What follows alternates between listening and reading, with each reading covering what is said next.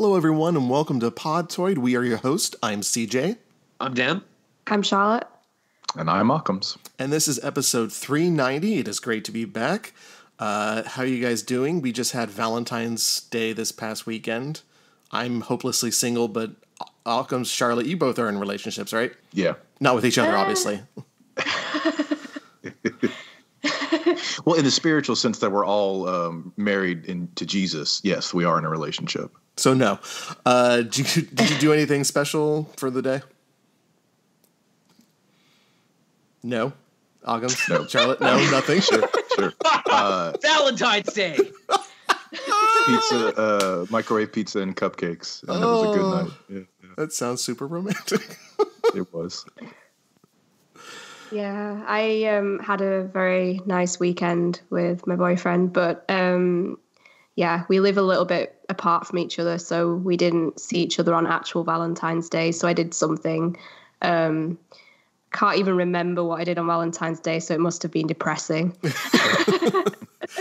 Do in Europe, do they go big for Valentine's Day like we do over here with, candy hearts, flowers, cards, getting Kenny G to play for Kim Kardashian? In mainland Europe, not so much. It's one of those holidays that, like, Germany seems to get things like Halloween as well. That it started in the past few years to become bigger, but traditionally it's not a big deal. So you have a lot of people who are heavily cynical about the whole thing, which is kind of nice.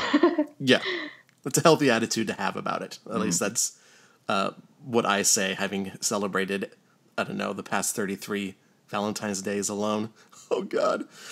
So we're going to start with a little bit of happier news just to get away from that sadness. And we're going to go to Wichita, Kansas, where police were called to a Home Depot over a bomb threat. Now, I realize that's probably not a really good segue to say a happier story over a bomb threat, but just bear with me here. A customer made a comment about a bomb being in the building, telling people that they had to leave. Another customer heard this and notified an employee who called the police. According to the report, the man said, "You all need to get out of here because I'm fixing to blow it up." I don't know if that sounds like a poop joke to Charlotte. It immediately sounded like a poop joke to me, and that's what it turned out to be. The cops were called because a guy was in the bathroom taking a big dump. Yeah, that sounds about right. Yeah. That sounds like a Home Depot story, yeah. That sounds like something people say every day at work because I work with very unhealthy large people with terrible diets. Yeah, I mean, some like, there's always an office shitter, isn't there? Oh, yeah. And, like, some of the dumps taken by whoever your designated office shitter is probably do deserve to have the police called. You would never get that kind of joke out of a woman's restroom. I completely disagree. Completely. I worked in a bookstore after I graduated college because I didn't feel like living a real life. And right.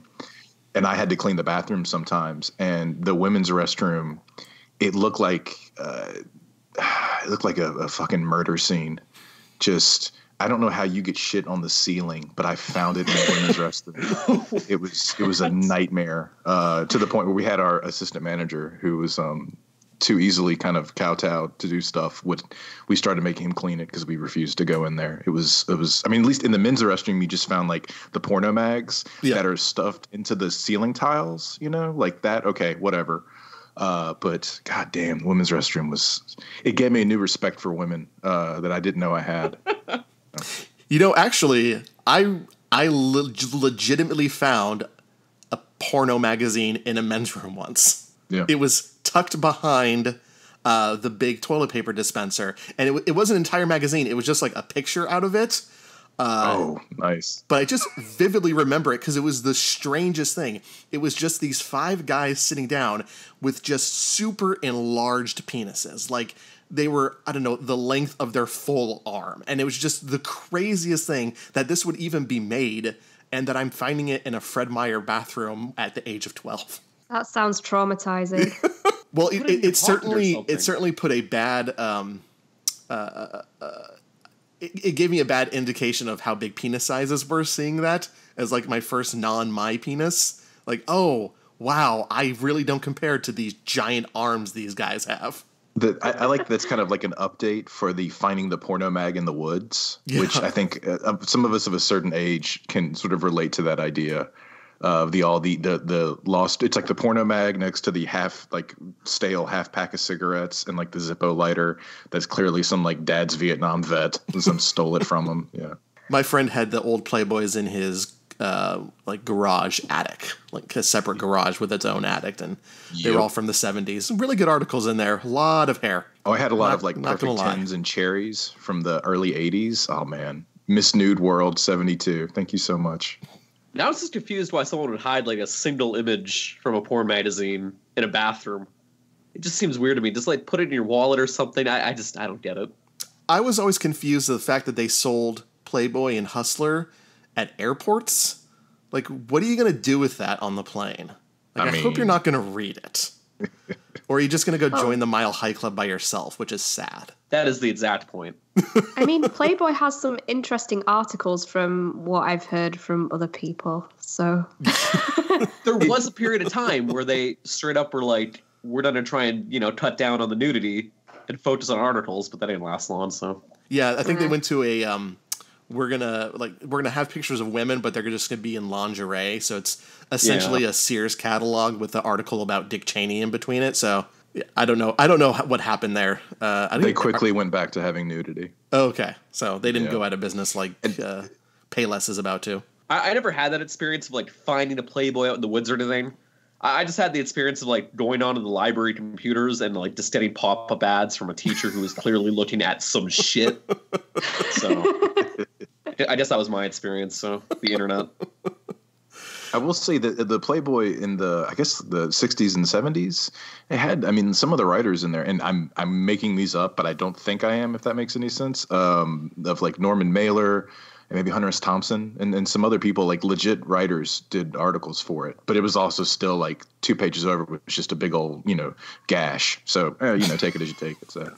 Yeah, it sort of prided itself on being, a men's magazine that's not just for perverted men, but men who want to, know how the world works and stuff like that. You can go onto their website and find a great archive of legitimately good articles, along with a bunch of women who are naked. Yeah. As somebody who might even freelance, just the opportunity of that sounds intriguing enough. Like just the concept of like maybe pitching a fucking video game feature to Playboy. Yeah. Hey, I'm down. Hey, they used to do that. Zach Furness, old writer for Destructoid, he got Resident Evil 7. I think that was in Playboy. I think that's where he got that published. Achingly handsome Zach Furness, by the way. Yes, achingly handsome. If you ever talk to him in person, though, just expect a higher pitched voice than you may anticipate. Oh, we got a Mike Tyson scenario? He definitely talks like this. I did not anticipate it. I didn't know that he was going to have that high pitched voice. I hope that sounds good on the recording, because the last time I've done voices, it's just been awful. So yeah, that's just the story I want to start us out with this week before we get talking about games. Occams, I see that you have several that you've been playing this week. Apex Legends, Fishing Planet, Resident Evil 2. Feel free to start wherever you want on this. Sure. This is, okay. So I finished Resident Evil 2 finally. Leon campaign, second run, whatever, and had the 98 costumes, and it's all wonderful. But you're coming off of a game that you've waited for. This was like my most anticipated game of the year. So yeah. I was so excited about it. I completed it. There's still the tofu and the survivor missions and all, but I wanted to play the story. I'm not really into the time trial kind of stuff. So now I'm sort of lost, and I'm just looking. I'm trying to find something to cling to in a game. So this is my list of games I've played, and I'll make it very quick because there's a bunch of them. Apex Legends, I have notes. I wrote one game, bored, spent most of it looking for a gun. Already deleted it. Okay.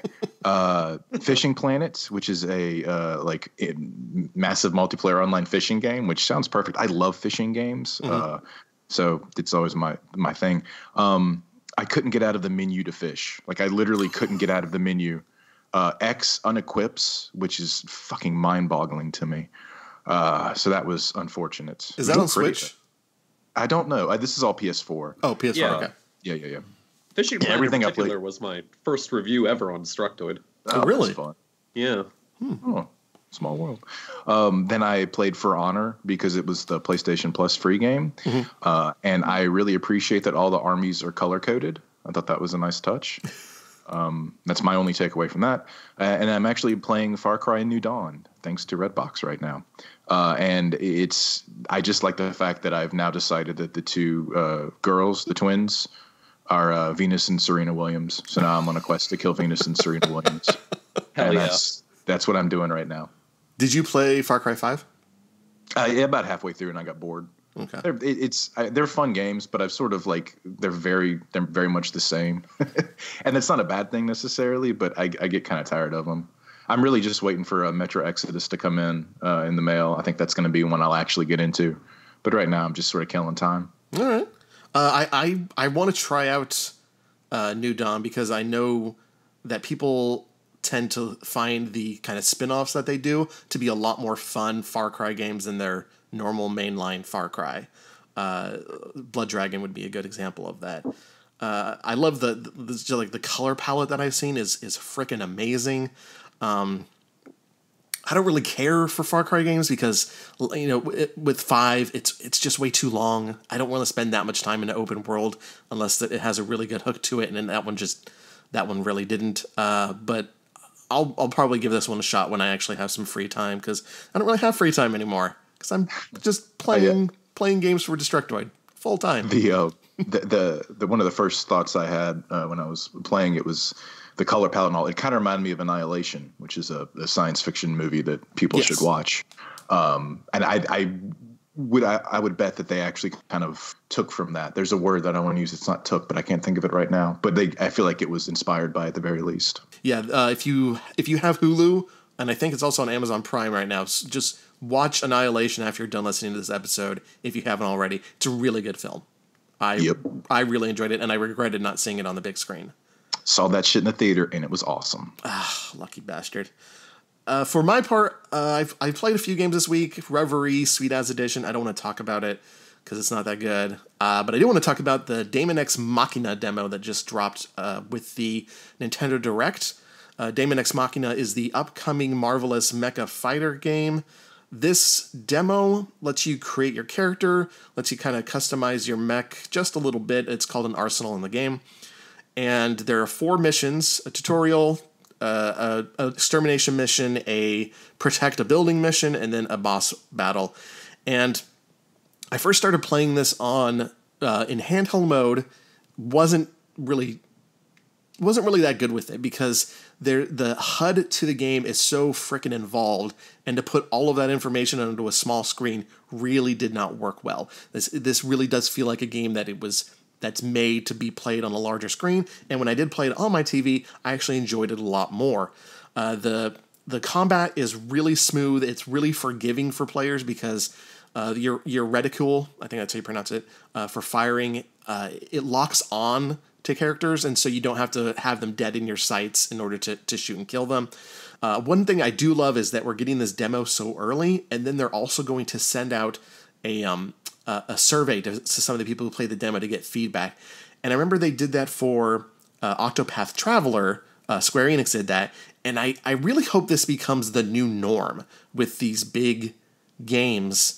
Of getting a demo out early, letting people see what it's all about, and then getting direct feedback on exactly how they should proceed. Imagine if Fallout 76 had a demo back in September and then took a survey after. We probably could have not avoided any of that, but they would have known well in advance the problems that they were going to have with that game when it finally did launch. Yeah, they could have made the call to even delay the thing. Yeah. Have you, CJ? Have you heard of a game called Techromancers? The name is familiar. I don't know the game though.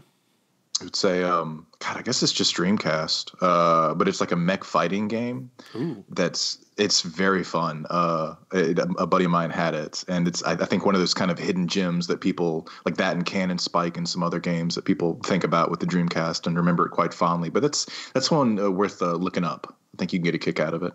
Techromancer? Tech like technology, and then romancer. Yeah. Okay, I'll give it a look. Yeah. Charlotte, what have you been up to this week? So as per usual, I've had very limited time to play games. Right. But I've managed to play a little bit of Resident Evil 5. in co-op when my boyfriend was here visiting, and we just played the first 2 stages. And it's really interesting that we did manage to sort of like, I could remember from playing it a couple of times months before, like there's a section, for example, where really you just have to run around and wait for a gate to be opened. And like I instantly knew, like he was stressing out, like, oh my God, I need to like kill all these people. How am I going to manage it? And I instantly knew, like, oh wait, hang on, we just need to run around in circles and wait. And like once you know that, it's a little bit less stressful and a little bit less scary actually, when you just like, oh, just run around in a circle and wait for like 15 minutes. But it was really fun. Like Resident Evil 5, I think, is an pretty underrated game in the series because it's just so much fun to play in co-op. And I've heard there's so many problems with people who've tried to play it outside of co-op, but I've always played it co-op and I've always had a blast with it. I've also been playing a little bit of Dino Crisis again this morning, and I am lost as fuck. I have no idea what I'm doing at the minute, so I need to after this recording and after I've written something for Destructoid tonight, I need to go back to it with a guide. Like I'm gonna have to sit there and complete the game with a guide, because it's one of these PS1 games where it's just like half of the battle is finding out where the heck you're supposed to be going, and like doors are locked with items and you've got no idea how to get these items.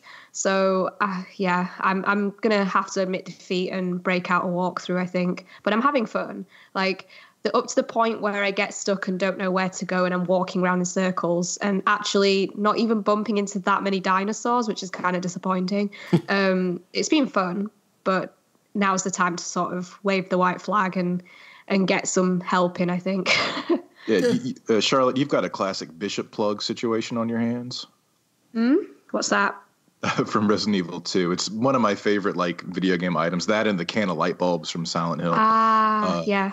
Yeah, just sort of, it's very obtuse, a thing to like open a door, but yeah. Yeah, I've got some items to open a door, like the exact items I need to open a door, but I need the items to open another letter door at the minute, and it's like, where the heck do I find these items? And also there's a section where you can't go upstairs, and I was like baffled trying to like go up this flight of stairs, and like it's Regina, the main character, right? Like she just wasn't behaving and going up this set of stairs. So I'm guessing when I open the walkthrough, I'm going to be like, oh, of course, that's what I was supposed to be doing. But the minute it's just not obvious at all. So Dan, you've also been playing Apex Legends this week, but there's another game you've also been trying out. Yeah, I've been playing Anthem, because essentially they gave about 7 days early access to, I guess, Origin Premiere or whatever, for anyone that got that.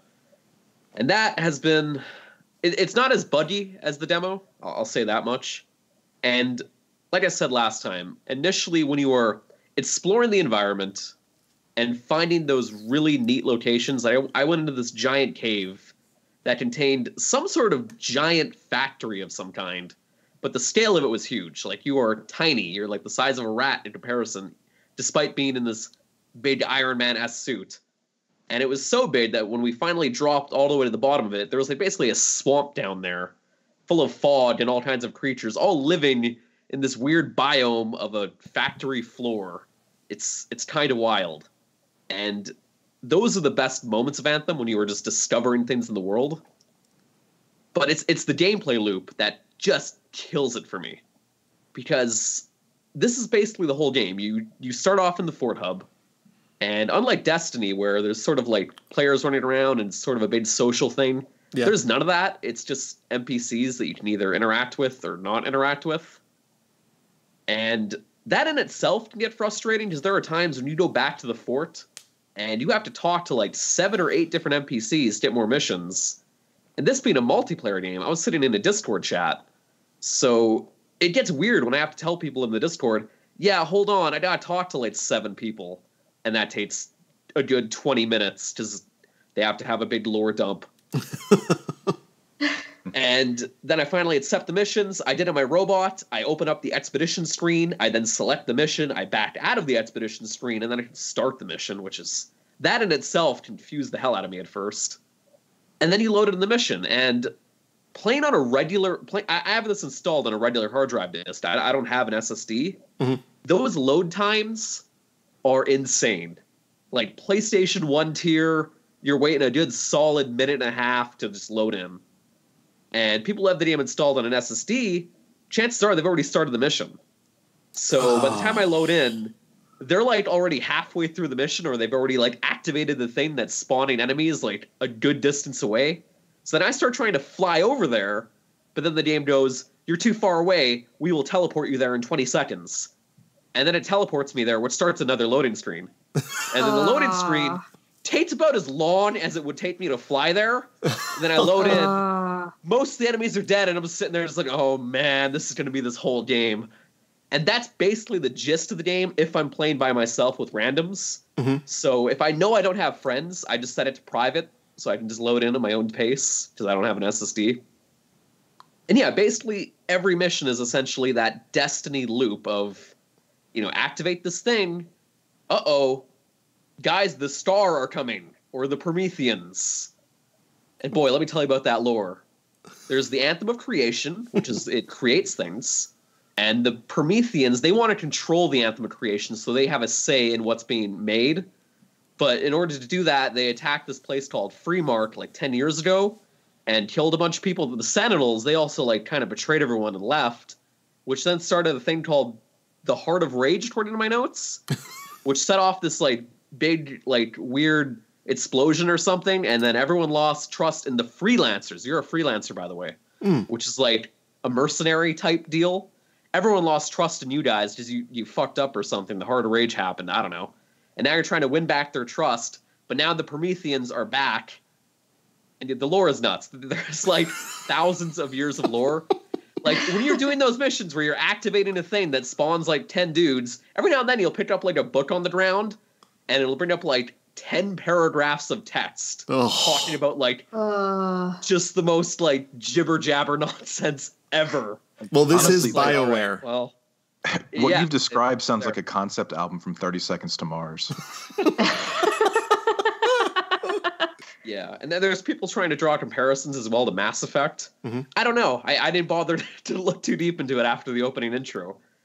And every now and then you'll get like a straight up cutscene that's like 5 to 10 minutes long just explaining stuff. Like they showed the Battle of Freemark or whatever. It's all really well, choreographed, as Chris Carter said in his review in progress, but the all of the lore aspects of it went right over my head.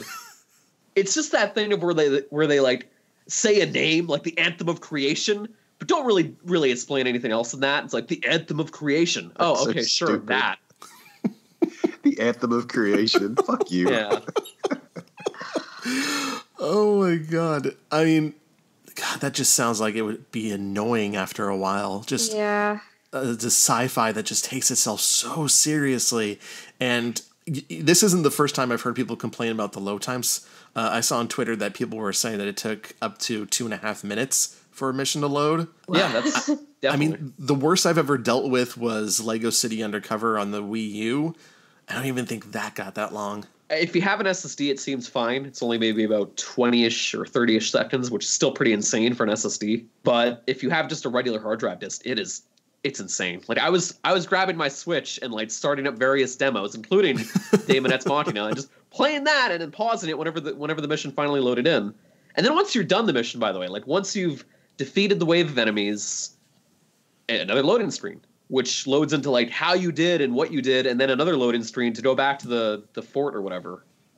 And I put in a good 8 or 9 hours yesterday, and that was basically every mission. It was just go to a thing, activate a thing, or maybe solve like a basic puzzle, which then spawns enemies. You deal with them, repeat.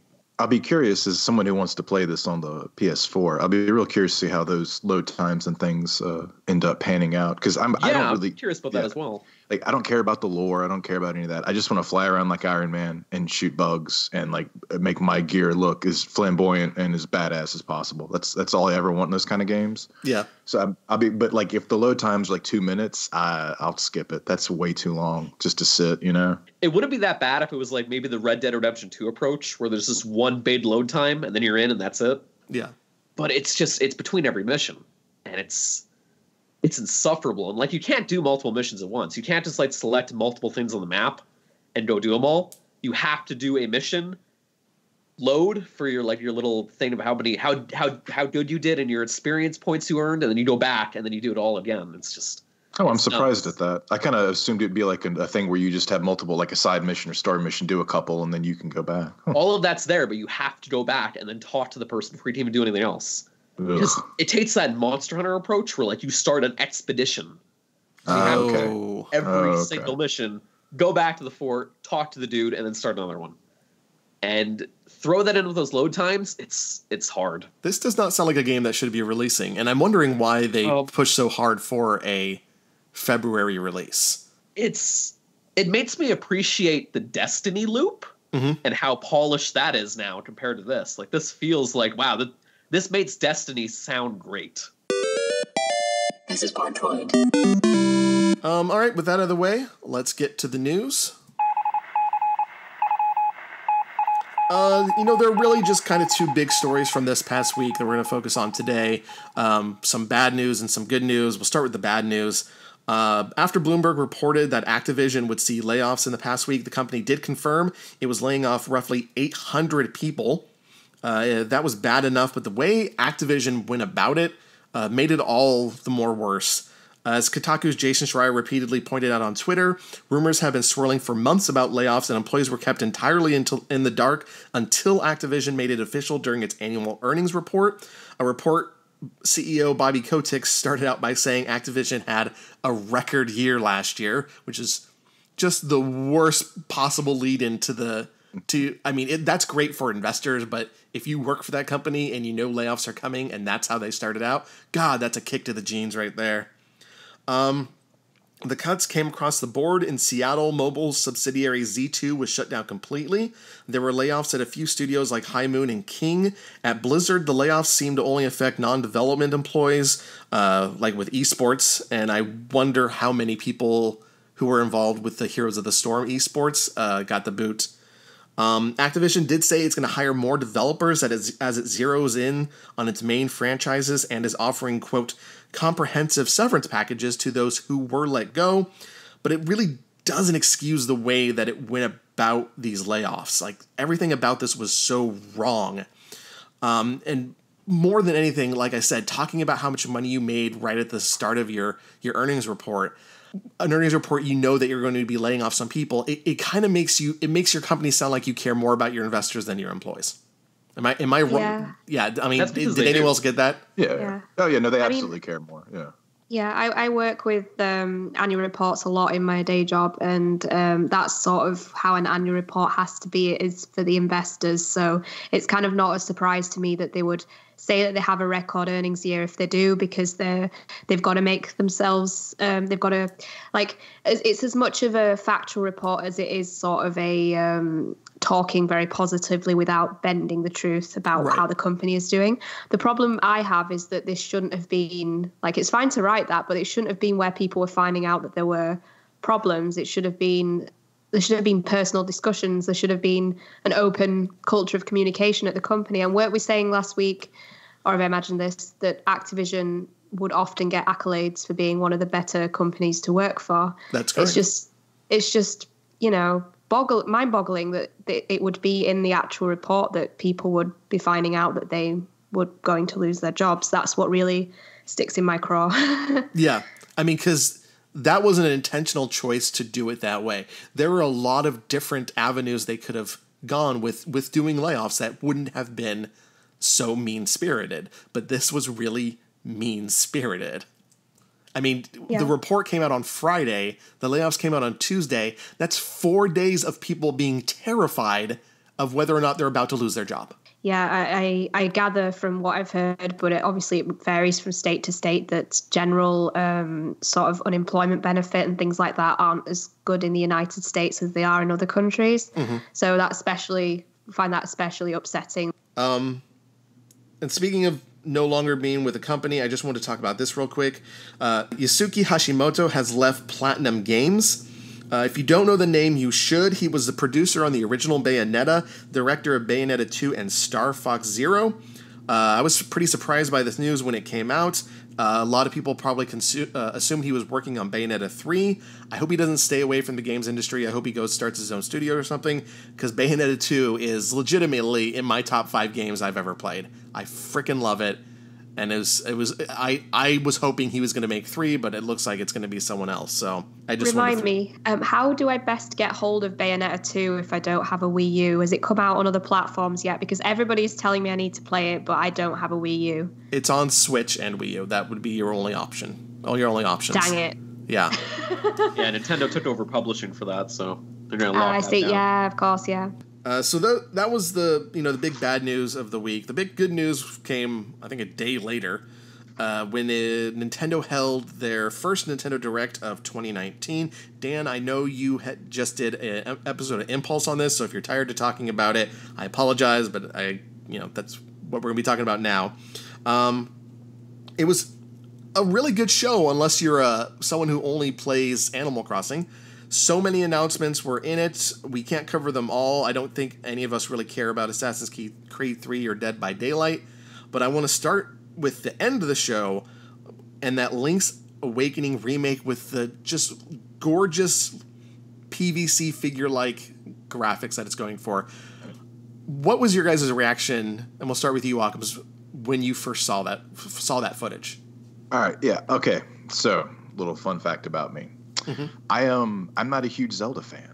Really? I don't dislike them. I just never got into them the way people did. Like I guess for what Zelda is to some people would be Earthbound to me, or BioShock, maybe something like that. I like the games enough. I mostly just watch people play them. So Zelda news doesn't do much for me. I'm more adjacent to the community, and I'm very happy for people when they're released. But it's never been something that I like, Zelda. But I get it. It's like the Beatles, where you're like, it's not my thing, but I get it. Yeah. So I see this game. I'm not familiar with the original, but when I saw the graphics, I was really like, I love it. Like it's Nintendo doing that thing that you go, oh yeah, they're Nintendo. That's why they're Nintendo. I don't know where this game sits in the pantheon of all the Zelda games. So if one of y'all could enlighten me as to is this one well regarded? Is this one people have been clamoring for to be released, or it's very highly regarded amongst most of the Zelda community. Some people even put it above A Link to the Past. It's a strange game. It has influences from Twin Peaks, as all the best games do. It's an incredibly strange game that's also the exact type of Zelda action you want. So to me, this was Majora's Mask before Majora's Mask. It was Zelda weird before there was what we consider to be Zelda weird. Nice. It's a great description. Well, that's very interesting to me, especially the Twin Peaks reference, because that always makes me smile. That sounds really good. This is just another thing that, I think, man, one day when I'm going to buy a Switch, which I know I am, it's just a matter of time. This is just another, on my list of stuff I have to get day one. This will be on it, I'm sure, because that's a wonderful description. Dan, did you say everything you want to say about this in Impulse, or do you have anything you want to add? I'm excited for it. I mean, I haven't played the original Game Boy game, but I definitely plan on checking out the eShop release. But it looks charming. It gives me kind of that 3D Game Heroes vibe, and I'm excited for that. So. That's a game that needs to get remade or brought back. That was so fucking fun. 3D Game Heroes is incredible. It's maybe one of my favorite From games. That was From Software? Yep. Damn, I did not know that. I just know Atlas published it. Charlotte, did you catch the trailer? So I have to go into Occam's camp here and say that I'm not a massive Zelda fan. I've had a really bad introduction to Zelda. So the first Zelda game I ever played was Oracle of Seasons, and this was when I was 6 years old. I had no idea what was going on, and then I tried Twilight Princess, and the same. It just didn't speak to me really, and it's sort of put me off Zelda for a really long time. And but now that you've said that it's very similar to Majora's Mask, so it was Majora's Mask before Majora's Mask, the one Zelda game I've always wanted to actually play but just not found it at a price that I can afford at the time is Majora's Mask, because I like the idea of a weird Zelda game. Mm-hmm. So that you would describe it like that actually makes me want to look at the video again, and I might get it if I get a Switch, because I'm looking for the Zelda game that will pull me in. Because to be honest, even Breath of the Wild, like, people go nuts at me for saying this, but it doesn't interest me at all. So yeah, I'm really excited if it's going to be one of those weird, wacky Zelda games that can perhaps lure me into the series and encourage me to play more Zelda. Charlotte, I'm right there with you. I've always kind of wanted that, like, that experience that other people have that's like Zelda, and it like lives in your heart forever, and it's like makes you feel like a kid again. And I've watched people play the games that have like just meant so much to them, and I enjoy watching it. Yeah. But it just never resonated with me. So I completely hear what you're saying. I find like the going back to my speedrunning thing, that the Zelda speedrunners are extremely passionate and a lot of them are extremely open and encouraging of people to really love these games. But for whatever reason, I just can't gel with them. But I think one way for me would be to finally play Majora's Mask, and the other way would perhaps, from the sounds of it, be to play this game that's coming up. So, now my question was going to be, besides Zelda, what was your guys' favorite announcement? But clearly, no one here cares about Zelda. So, it was just one of the announcements of the show. Nintendo also confirmed we're getting Mario Maker 2 this summer. Platinum Games is releasing a new action game called Astral Chain. Oninaki is coming from the people behind I Am Setsuna, so that can go either way. Tetris 99 launched for free. Fire Emblem 3 Houses is coming this summer. So many games announced. I just want to know real quick from you guys, what was your favorite announcement of the show? And Dan, we'll start with you. Tetris 99. Yeah? Just that concept is so wild. It is the reason now that I'm happy that I have the Nintendo online service, because I'm excited just to tether my Switch to my phone and just play this on the go. And the way they approach the idea of a Tetris Battle Royale is so brilliant. Essentially, you're playing Tetris, and in the background, 98 other players are also playing Tetris on their own boards in the background, and you are essentially placing down blocks which then allow you to attack other players and put junk on their screen. It's ingenious. Some matches last only seconds because you're just immediately attacked and you're filled with junk. Other times you're fighting for that top 10 place, and it's just great. Do you get to choose where your pieces go to the other players, or is it randomly chosen? You could choose. I believe if you use the left analog stick, you can manually choose whoever. Mm-hmm. If you use the right analog stick, it'll target whoever might be targeting you. Ooh. I have it downloaded. I haven't played it yet, but that just made me realize I want to stop the show right now and go play it. So it's really addictive. I love that it's free to play, and this is a really good start for Nintendo to making the Switch Online service be worth a damn. Mm-hmm. Getting a game like this. Charlotte, we'll go to you next. And what was your favorite announcement of the Nintendo Direct, if any?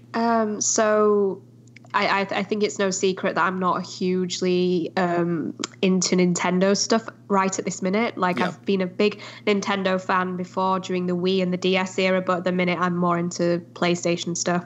But having said that, Fire Emblem 3 Houses was really exciting for me to take the chance to find out a little bit more about that, because I played a demo for Fire Emblem Awakening, I think it was, over Christmas, and I found that really fascinating. And also, I've just received Fire Emblem Warriors for the 3DS for Valentine's Day. Oh. So I'm going to start getting into Fire Emblem, but the problem is I have the feeling that as soon as I get into Fire Emblem, I'm not going to have time for any other games. So that's going to be interesting finding out more about Fire Emblem. But when I was reading about how it's going to be a bit more, it's going to have a sort of, in a way, a slice of life element to it as well, isn't it? I read it's something about like school, sort of, if I understood that correctly. Yeah, you are an instructor at a school, and there are apparently 3 houses at the school, and you choose which house of students that you want to lead. And I'm really happy they're doing this as a single game and not, as many people thought when they saw the title 3 Houses, 3 separate games like they did with Fire Emblem Fates. Yeah. That's totally my jam, because I am a big fan of, my favorite game of all time is Persona 3, and also I like Persona 4, and that has a lot of school sort of stuff going on. So anything that's more like, down to earth sort of thing is pretty fascinating to me. So yeah, I'm pretty excited for that. It's that and Shin Megami Tensei 5 that will probably push me into finally getting a Switch, I'd say. Yeah. And on the whole, splitting the game up, I mean, like the splitting with Fire Emblem, I found it quite interesting how they split it in a way that there was a game for less experienced people and a game for more experienced people. Right. I found that quite interesting. But yeah, splitting it up into 3 houses would have been a bit of a cash grab, in my opinion. Pretty much. So, yeah. Yeah, I'm really, like, the school setting for me on that game was also kind of a whoa moment, because that's not something I associate with Fire Emblem. I may be wrong in that. There may be some of the Japanese only games that never made it over here that have a similar theme or setting, but for me, that was probably the most interesting thing about it, that they're going that direction. So I'm looking forward to it. I still have to beat I think Conquest on the Fire Emblem Fates trio, but I should have it done by the time this game releases. Not that there's anything that's connecting them. And I should point out that Fire Emblem Warriors is nothing like the Fire Emblem series. Is it? No. Oh, okay. That's like it's a Dynasty Warriors type game.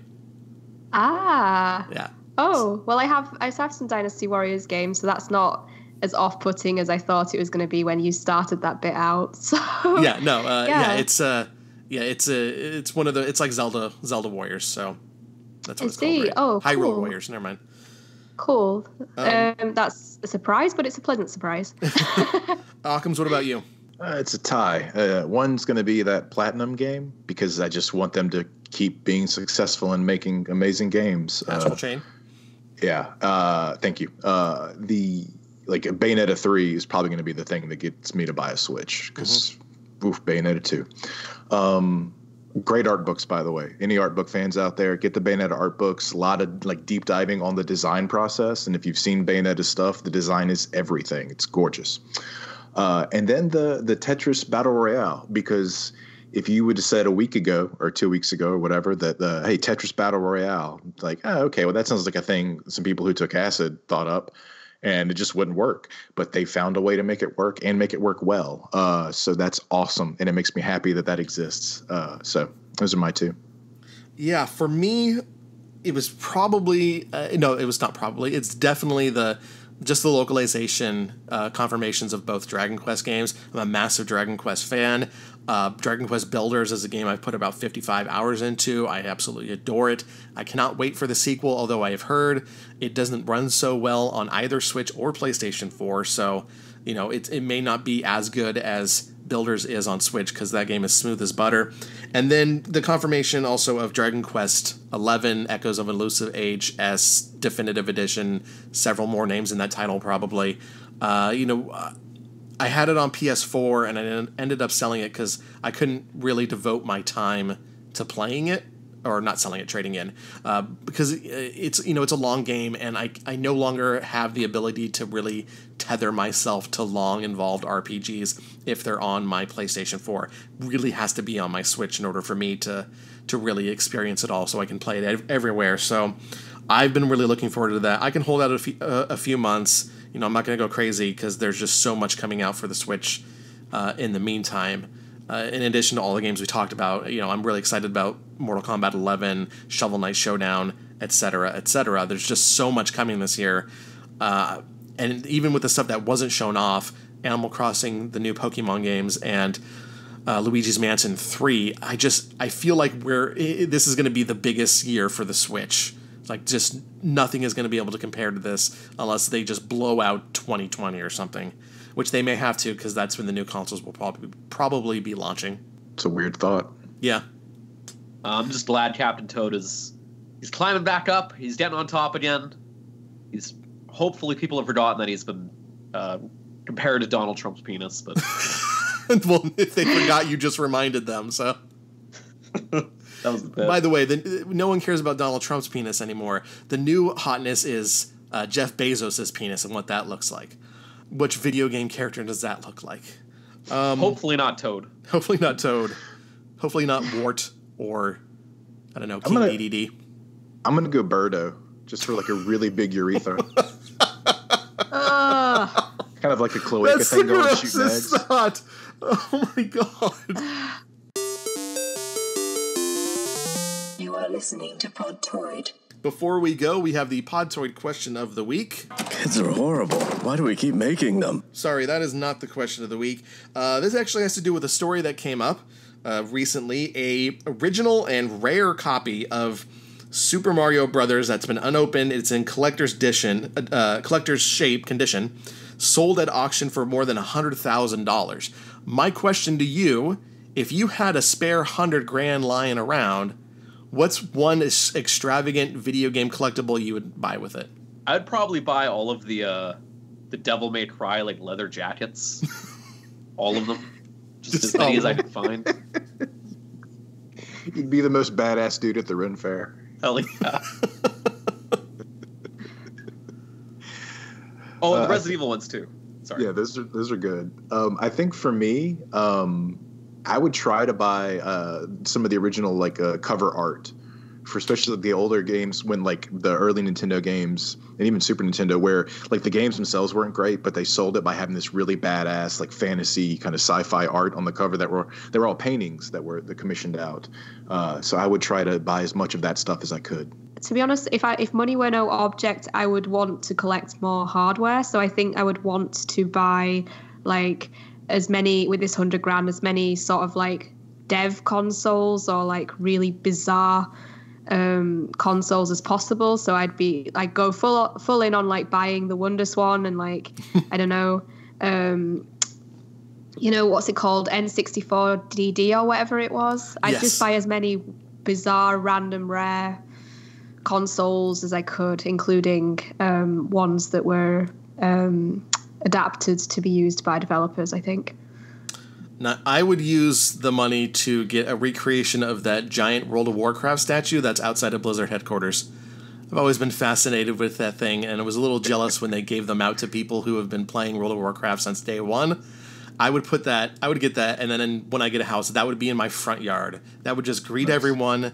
At Christmas time, I'd wrap Christmas lights around it, and it would just be my precious. CJ, check eBay, by the way, for those statues. Oh, I didn't even think about that. They are definitely on there. Before we go, does anyone have anything they want to add? Yes, I would like to add two things. Mm-hmm. One, to the video game memorabilia discussion, I would definitely buy a Kiss coffin. Look it up, folks. The band Kiss coffin. Make it a Kiss pinball coffin, and then buy like $10,000 worth of vintage pornography to keep solely in my Kiss coffin. And the other thing, I want to give a community shout out to Wilf of the Blues, the wife of user Home of the Blues. She recently started a job as a beautician nail tech at a very fancy spa, and I've seen some of her nail art, and she's living her best life with it. So shout out to Wilf of the Blues. Nice. Real quick, when I was in Vegas, I saw a Volkswagen Bug that had been kissified. So it was a Kiss Volkswagen Bug. Really great. I really wish I would have been able to get in it and take a picture. And I would just like to do a shout out to our listener in South Africa, our listener in Kuwait, our listener in Indonesia, our 4 listeners in Russia, our 3 listeners in Brazil. Guys, we have been downloaded on every continent except for Antarctica. That's awesome. Yeah. Now, step it up, Antarctica. Come on. Yeah, we're now Pitbull. We're Mr. Worldwide. And hell yeah. Miss Worldwide. That's it for our show. On behalf of Dan, Charlotte, Occams, and myself, we say to Chris, hopefully you feel better. I'm sorry I didn't address this earlier in the show. Chris is out sick. He has made a Brexit for this week, but hopefully he'll be back next week. Thank you for listening. Tune in. Jesus. Tune in next week for an all-new episode of Podtoid.